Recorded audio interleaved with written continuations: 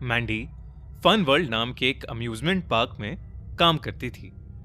वो पार्क अलग अलग हिस्सों में बटा हुआ था। उस पार्क के एक कॉर्नर में मैंडी को ड्यूटी अलॉट की गई थी।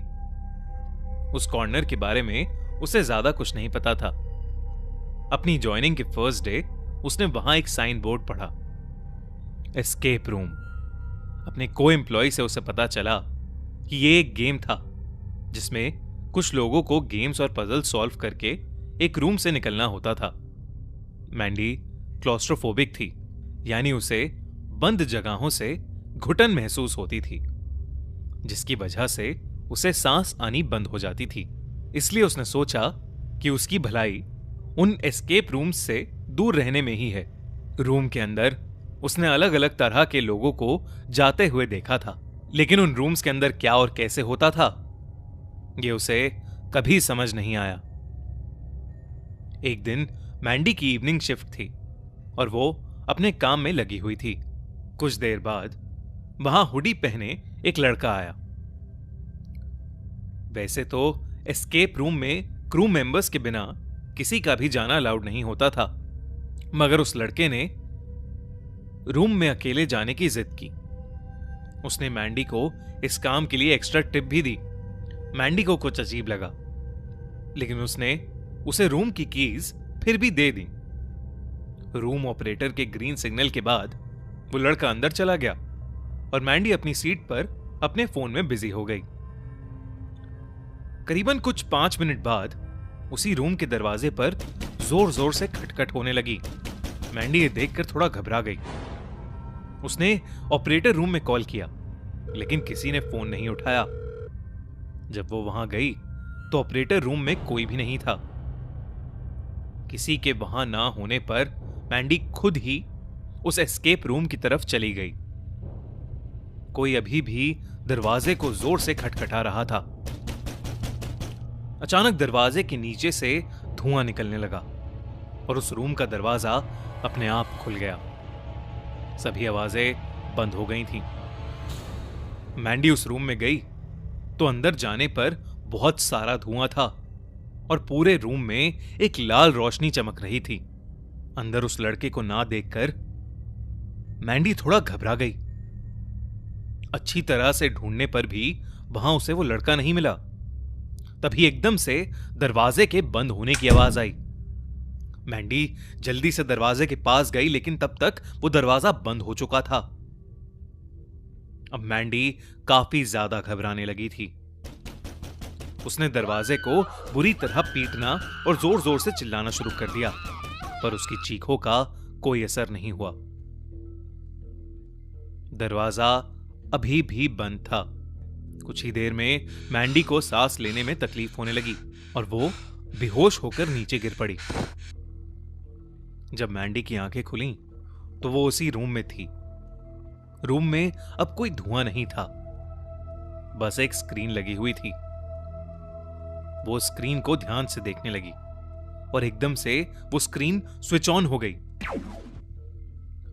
ऐसा लग रहा था कि जैसे उस रूम के दरवाजे पर कोई सीसीटीवी कैमरा था जिसकी फुटेज उस स्क्रीन पर चल रही थी। मैंडी वहां बैठी हुई उस स्क्रीन पर सभी लोगों को आते हुए और रूम का पजल सॉल्व करते हुए देख रही थी। तभी उसे वहां वो हुडी वाला लड़का उस रूम में आता हुआ नजर आया। वो 5 मिनट वहीं रुका और फिर दरवाजे पर जोर जोर से नॉक करके कैमरे की रेंज से बाहर आ गया। उसी वक्त मैंडी को वो खुद कमरे में आती दिखी और डर के मारे बेहोश होती दिखी। इसके तुरंत बाद वो स्क्रीन फिर से ब्लैंक हो गई। फिर जो हुआ उससे मैंडी के रोंगटे खड़े हो गए।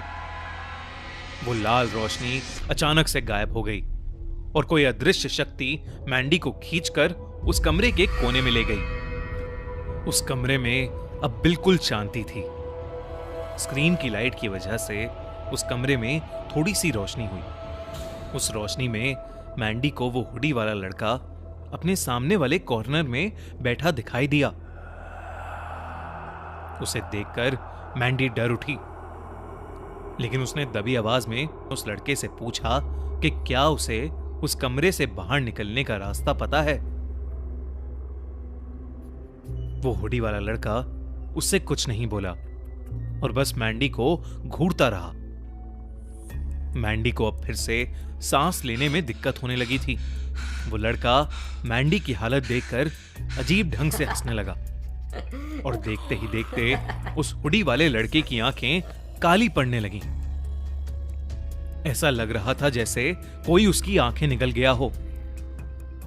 उस लड़के का शरीर अजीब तरीके से अकड़ने लगा। वो किसी ज़ॉम्बी की तरह उठ खड़ा हुआ और धीरे धीरे मैंडी की तरफ आने लगा। मैंडी जल्दी से दरवाजे की तरफ भागी और उसने फिर से दरवाजा पीटना शुरू कर दिया। मैंडी की हालत बहुत खराब हो रही थी और वो लड़का इतना भयानक लग रहा था कि मैंडी को लगने लगा कि उसकी मौत अब बेहद करीब है। वो लड़का अचानक मैंडी की तरफ भाग कर आया कि तभी उस रूम का दरवाजा खुला और किसी ने मैंडी को बाहर खींच लिया। उसके सामने रूम का ऑपरेटर और एक इलेक्ट्रिशियन खड़े थे। मैंडी को सांस लेने में काफी तकलीफ हो रही थी।